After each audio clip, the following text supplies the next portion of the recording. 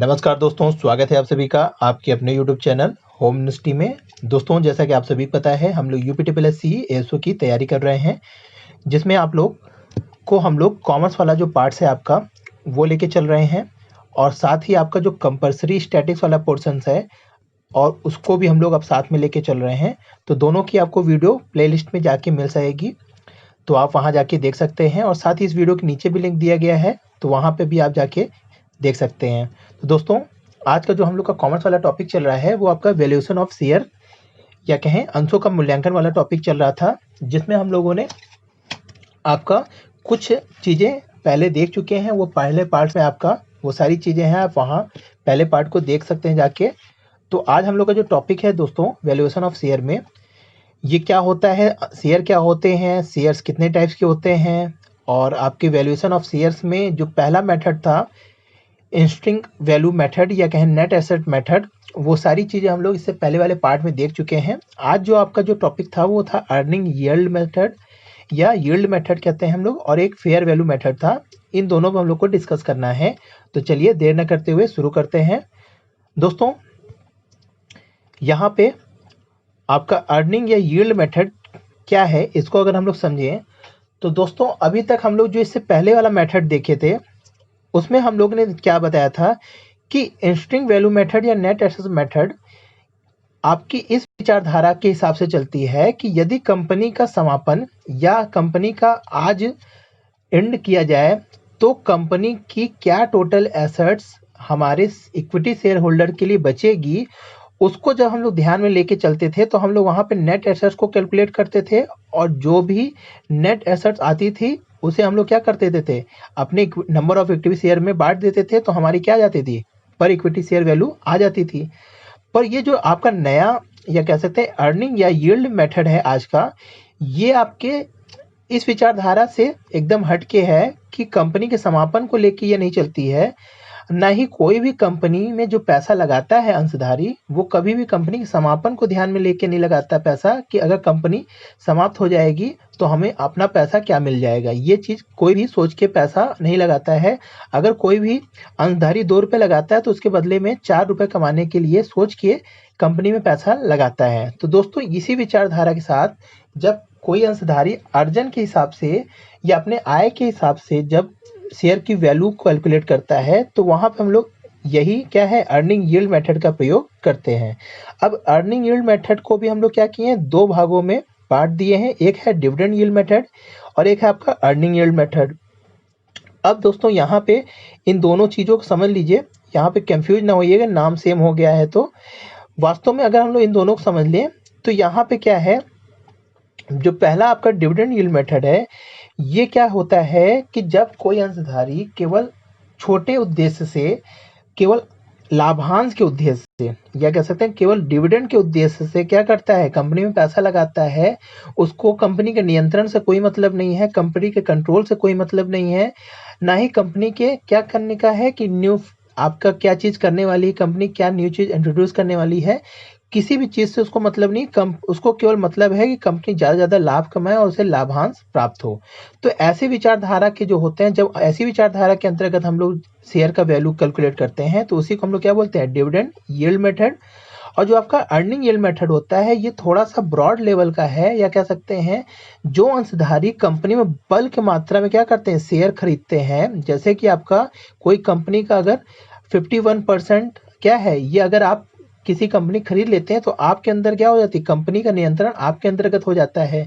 तो जब कोई भी अंशधारी ऐसे विचारधारा के साथ या कह सकते हैं बल्क मात्रा में कंपनी का अंश खरीदता है, तो वहां पे वो जो अपने शेयर का वैल्यू करता है, वैल्यूएशन करता है, वो इस मेथड के थ्रू करता है, अर्निंग यील्ड मेथड के थ्रू। तो ये दोनों मेथड क्या होते हैं, इसको हम लोग बारी बारी से देख लेते हैं। आइए, तो दोस्तों, डिविडेंड यील्ड मेथड में हम लोग देख लें कि कैसे इसमें आपका शेयर वैल्यू कैलकुलेट की जाती है। तो दोस्तों, सबसे पहले हम लोग डिविडेंड यील्ड मेथड में क्या करते हैं कि जो आपके एक्सपेक्टेड रेट ऑफ डिविडेंड होते हैं, उसका जब हम लोग ratio normal rate of dividend से निकाल के मल्टीप्लाई कर देते हैं किससे, पेड ऑफ वैल्यू शेयर से, तो हमें क्या पता चल जाती है, पर इक्विटी शेयर वैल्यू पता चल जाती है।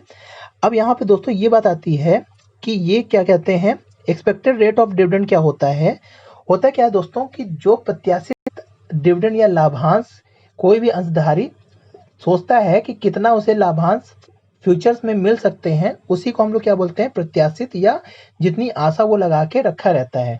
तो इसको निकालने के लिए हम लोग क्या करते हैं कि जो डिविडेंड अवेलेबल होती है किसके लिए, इक्विटी शेयर होल्डर के लिए, उसको हम लोग उसके टोटल पेड अप वैल्यू से जब डिवाइड कर देते हैं और परसेंटेज इसका निकाल लेते हैं, तो ये क्या हो जाता है, आपका एक्सपेक्टेड रेट ऑफ डिविडेंड निकल आता है।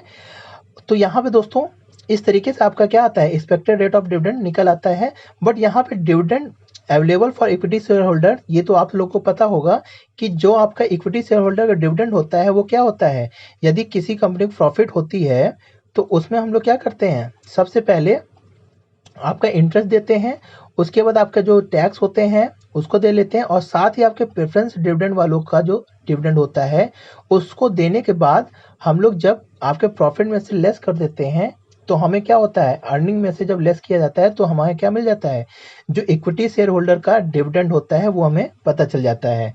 तो हम लोग ये प्रत्याशित करके इन सभी चीज़ों को लेस करके जब हम लोग निकालते हैं तो हमारा क्या पता चल जाता है, एक्सपेक्टेड रेट ऑफ डिविडेंड पता चल जाता है।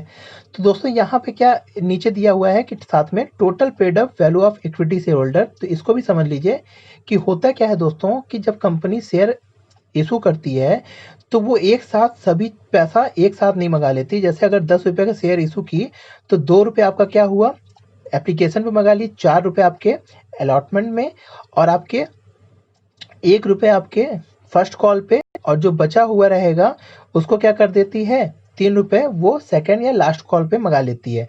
तो अगर जैसे किसी शेयर होल्डर ने केवल कितना रुपए दिया है, केवल एप्लीकेशन, अलॉटमेंट और फर्स्ट कॉल का ही पैसा दिया है, तो वहां पे क्या होगा, टोटल पेड अप वैल्यू ये 7 ही रुपए आपके क्या होंगे, पेड अप वैल्यू होंगे, 3 रुपये आपका क्या होगा, पेड अप वैल्यू नहीं होगा। तो इस तरीके से दोस्तों हम लोग एक्सपेक्टेड रेट ऑफ डिविडेंड निकाल लेते हैं, और यहाँ पे हम लोग इसी वैल्यू को यहाँ पे क्या करते हैं, पुटअप करते हैं। तो यहाँ पे क्या है आपका, इसके बाद हम लोग नॉर्मल रेट ऑफ डिविडेंड की अगर बात कर लें तो ये क्या चीज़ होता है दोस्तों, ये भी समझ लीजिए कि जो नॉर्मल रेट पूरे मार्केट में ऐसी जैसी जिस भी नेचर्स की कंपनी यह है, उसी कंपनी के नेचर्स को कोई अदर कंपनी है तो वो कितना आपका नॉर्मल डिविडेंड देती है, तो उसी को हम लोग क्या बोलते हैं, नॉर्मल रेट डिविडेंड, या कह सकते हैं सिंपल कि जो मार्केट का रेट है डिविडेंड देने का एक जैसे नेचर वाली कंपनी का, उसी को हम लोग क्या बोलते हैं, नॉर्मल रेट डिविडेंड बोलते हैं। तो इसे हम लोग क्या करते हैं, पेड अप वैल्यू शेयर से जब मल्टीप्लाई कर देते हैं तो हमारा क्या जाता है, पर इक्विटी शेयर वैल्यू पता चल जाती है। तो दोस्तों यहाँ पे आप लोगों को ये चीज़ें अगर क्लियर नहीं हो, अभी हम लोग एक एग्जाम्पल लेके समझा देंगे तो वहाँ पे आपको और अच्छे तरीके से ये चीज़ क्लियर हो जाएगी। तो इससे पहले हम लोग इसका दूसरा जो मेथड है उसको भी देख लेते हैं। ये दूसरा जो मेथड है दोस्तों, यहाँ पे क्या है, अर्निंग यील्ड मेथड। ये भी आपका सेम टू सेम उसी तरह है, पर यहाँ पे क्या है, आपका रेट ऑफ अर्निंग के हिसाब से हम लोग चीज़ों को कैलकुलेट करते हैं। तो यहाँ पे पर इक्विटी शेयर निकालने के लिए हम लोग क्या करते हैं, सबसे पहले रेट ऑफ अर्निंग को ही क्या कहते हैं, कैलकुलेट करते हैं, और उसको जब हम लोग नॉर्मल रेट ऑफ रिटर्न से क्या कहते हैं, डिवाइड कर देते हैं, तो हम लोग का क्या आ जाता है, पर इक्विटी शेयर वैल्यू आ जाती है। तो यहाँ पे नॉर्मल रेट ऑफ अर्निंग क्या है दोस्तों, ये भी समझ लीजिए कि जो भी प्रॉफिट अर्न किया गया है, अगर हम लोग उसको कैपिटल एम्प्लॉयड से क्या करते हैं, डिवाइड करके इसका परसेंटेज निकालते हैं, तो वो क्या होता है, रेट ऑफ अर्निंग आपकी कहलाती है। तो ये सिंपल सा लॉजिक इसमें दोस्तों ये फॉर्मूला है कि हम लोग रेट ऑफ अर्निंग से इसका नॉर्मल रेट से जब कंपेरिजन करके मल्टीप्लाई कर देते हैं पेड अप वैल्यू शेयर से, तो हमारा क्या जाता है, पर इक्विटी शेयर वैल्यू आ जाती है। तो इस तरीके से दोस्तों ये आपके दो मेथड थे, डिविडेंड यील्ड मेथड और अर्निंग यील्ड मेथड।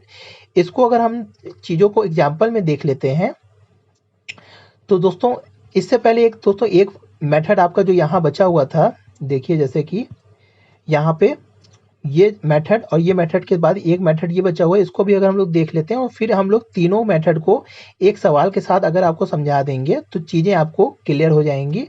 तो यहाँ फेयर वैल्यू मेथड भी देख लीजिए क्या है दोस्तों। जब हम लोग फेयर वैल्यू मेथड का मतलब क्या है कि होता क्या है, जब हम लोग शेयर की वैल्यू निकालते हैं तो यहाँ पे जब हम लोग इंस्टिंग वैल्यू से निकालते हैं तो आपके शेयर की वैल्यू कुछ अलग आते हैं, और जब हम लोग यील्ड वैल्यू से निकालते हैं तो वहाँ पे शेयर के वैल्यू क्या होते हैं, कुछ अलग आते हैं।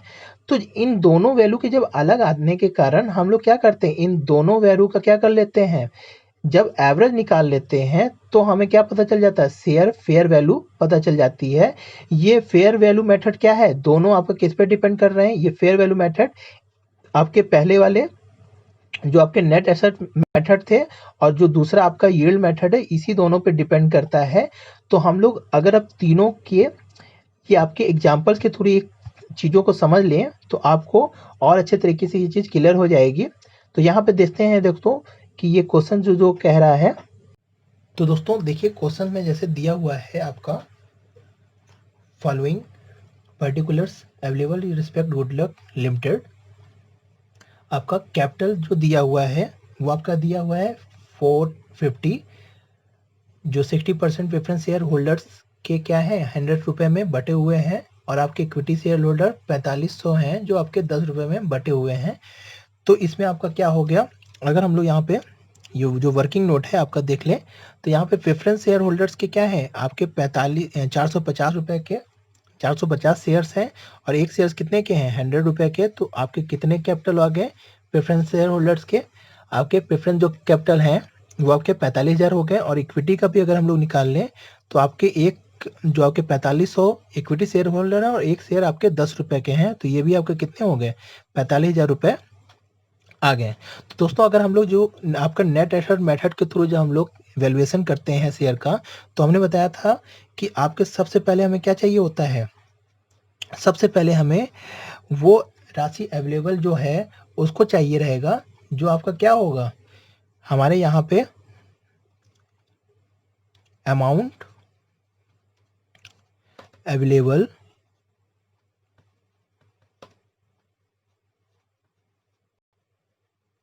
To equity share holder, equity share holder यहाँ पे शॉर्ट में लिख दे रहे हैं दोस्तों जगह के कारण। और यहाँ पे क्या लिख देते हैं हम लोग, number of equity share holder, number of equity share, जितने भी आपके नंबर ऑफ इक्विटी शेयर होंगे उसको हम लोग यहाँ पे डिवाइड कर देते हैं। तो दोस्तों यहाँ पे हम लोग सबसे पहले क्या चाहिए, जो आपका amount available equity share holders है उसको निकालने का हमने क्या बताया था कि आपका क्या होता है, हमने यहाँ पे आपको इससे पहले जो दिखाया था उसमें देखिए हम लोग ने क्या कहा कि सबसे पहले हमको क्या चाहिए, रिलाइजेबल एसेट चाहिए, जिसमें हम लोग क्या करते हैं फिक्टिशियस एसेट को लेस कर देते हैं। तो यहाँ पे देखिए जैसे क्वेश्चन में जैसे दिया हुआ है दोस्तों, तो आपके क्वेश्चन में ऐसे कोई भी क्या है एसेट्स नहीं दी हुई है जहाँ पे आप क्या कर सकते हैं हम लोग इसको निकाल सकें। पर दोस्तों हमें सबको पता है कि आपका क्या होता है, अगर हम लोग को लायबिलिटी पता चल जाए तो हम एसेट भी निकाल सकते हैं, क्योंकि लायबिलिटी इक्वल टू ही क्या होता है एसेट्स होता है। तो यहाँ पे अगर हम लोग सबसे पहले क्या कर लें लायबिलिटीज निकाल लें और फिर उसी एसेट्स को हम लोग क्या कर दें इक्वलाइजेशन कर देंगे, तो हमारा एसेट भी हमें पता चल जाएगा। तो यहाँ सबसे पहले अगर हम लोग क्वेश्चन में देखें लायबिलिटी साइड को अगर हम लोग चेक करें, तो अभी हम लोग सबसे पहले यहाँ पे देख लीजिए कि सबसे पहला आपका क्या है प्रेफरेंस शेयर होल्डर्स हैं, कितने आपके 45 हैं। हम लोग ये लायबिलिटी साइड की चीज़ें कैलकुलेट कर रहे हैं दोस्तों। यहाँ पे दोस्तों हम लोग को कॉपी मारना पड़े, वहाँ पे हम लोग यहाँ पे राइटिंग वहाँ पे नहीं बन पाएगी, इस कारण हम लोग यहाँ पे पन्ने में आपको समझा रहे हैं। तो चीज़ें समझने से आपको मेन चीज़ आपको आना चाहिए। तो यहाँ पे देखिए दोस्तों सबसे पहले आपका क्या है प्रेफरेंस शेयर होल्डर्स हैं वो आपके कितने हैं 45,000 रुपये। फिर आपके इक्विटी शेयर होल्डर्स हैं वो भी आपके कितने हैं 45,000 रुपये। ये दोनों चीज़ हम लोग यहाँ पे निकाल लिए थे। और फिर हम लोग के पास जो आपका दिया हुआ है क्वेश्चंस में वो आपका क्या है एक्सटर्नल लायबिलिटीज। तो ये भी आपकी क्या होती है आपकी एक दायित्व ही होती है, लायबिलिटी साइड में हम लोग शो करेंगे। तो ये सब चीज़ों को हम लोग ऐड कर रहे हैं। और एक चीज़ आपका क्या था यहाँ पे, इससे एक्सटर्नल लायबिलिटीज पहले हम लोग को एक चीज़ और लिखना चाहिए था, वो आपका क्या है रिजर्व एंड सरप्लस, जो आपका क्या है 3500 रुपये दिया हुआ है। और इसके बाद आपके क्वेश्चन में ऐसी कोई भी चीज़ें नहीं दी हुई हैं जो आपके क्या हो लायबिलिटी साइड में हो। तो इन सभी चीज़ों का अगर हम लोग टोटल कर लें तो 0 0 5 5 10 1 हासिल, और ये 10 1 21 हो गया, और 2, और ये टोटल कितने आ गए आपके लायबिलिटी साइड कितनी आ गई टोटल 1,01,000 रुपये आपकी लायबिलिटीज आ गई। तो लायबिलिटी साइड अगर 1,01,000 आ गई तो हमारी एसेट भी कितनी आएगी 1,01,000 ही होगी। यहाँ पे अगर हमें एसेट दिया नहीं है, पर यहाँ पे साथ में क्या दिया हुआ है आपकी फिक्टिशियस एसेट दिया है। तो हमने जब आपको बताया था रिलाइजेबल एसेट जब हम लोग कैलकुलेट करते हैं तो वहाँ पे हम लोग विदाउट क्या करते हैं फिक्टिशियस एसेट निकालते हैं। तो यहाँ पे हम लोग क्या करेंगे, इस 10,000 1,01,000 में से क्या कर देंगे, फिक्टिशियस एसेट घटा देंगे, जो आपके क्वेश्चन में आखिरी में क्या दिया हुआ है, 3500 रुपये दिया हुआ है। तो इसको अगर हम लेस कर दें तो 0, 10 में से 5 गया 5 और 9 में 3 गया 6, यहाँ 0 बचा और ये आ गया 9। तो 9,000 कह रहे हैं 90,650 रुपये आपके आ गए। तो यही चीज़ आपकी क्या है, यहाँ पे हम लोग लिख लेंगे 90,650 रुपये। अब इसमें हम लोग क्या कर देते हैं, लेस कर देते हैं क्या चीज़, सबसे पहले हम लोग लेस करेंगे जो आपके क्या है, एक्सटर्नल लाइबिलिटीज़ हैं या आउटसाइडर लाइबिलिटी है, उसको हम लोग क्या कर देंगे, यहाँ पे लेस कर देंगे। तो आउटसाइडर लाइबिलिटी आपकी कितनी दी हुई है, यहाँ पे 7,500 दी हुई है। और आपके इसके बाद हम लोग क्या लेस कर देंगे, साथ ही इसके बाद हमने बताया था कि आपके जो प्रेफरेंस शेयर होल्डर्स के कैपिटल होंगे उनको भी हम लोग क्या कर देंगे, यहाँ पे लेस कर देंगे। वो कितने हैं आपके 45,000 रुपये। तो इन दोनों को अगर हम लोग इसमें से लेस कर दें, इन दोनों को जोड़ करके हम लोग इसमें क्या कर देंगे, लेस कर देंगे, तो जो भी हमारे पास अमाउंट आएगी वही क्या हो जाएगी, हमारी amount available of equity shareholders आ जाएगी। तो अब इसको अगर हम लोग लेस कर दें तो इन दोनों को पहले जोड़ लेते हैं साइड में, 0 0 0, यहाँ पे 5 आ जाएगा, 0 0 5 7 5 12 के एक हासिल 52,500। अब इस 52,000 को इसमें हम लोग लेस कर देंगे तो आपका जो नेट वैल्यू आएगी वही क्या होगी, आपकी अवेलेबल इक्विटी शेयर होल्डर्स होगी। तो यहाँ पे हम लोग 0 में से 0 गया 0, 5, फिर 6 में से 5 गया 1, और फिर आपके 8 में से 2 10 में से 2 गए 8, और यहाँ पे 8 में से 5 गया 3। तो ये आपका कितना आ गया, 38,150 रुपये आपकी क्या आ गई, यहाँ पे वैल्यू आ गई किसकी, amount available for equity share holder. तो यहाँ पे हम लोग क्या लिख देंगे, 38,150 रुपये। और यहाँ पे हम लोग की जो इक्विटी शेयर होल्डर्स कितने थे, 4500 रुपये थे। तो इसको अगर हम लोग जब इसमें से डिवाइड कर देंगे तो आपका क्या आ जाएगा, आपका 4500, इसको हम लोग यहाँ पे डिवाइड कर दे तो हमारी क्या आ जाएगी, वैल्यू आ जाएगी आपकी पर इक्विटी शेयर की वैल्यू आपको यहाँ पे मिल जाएगी।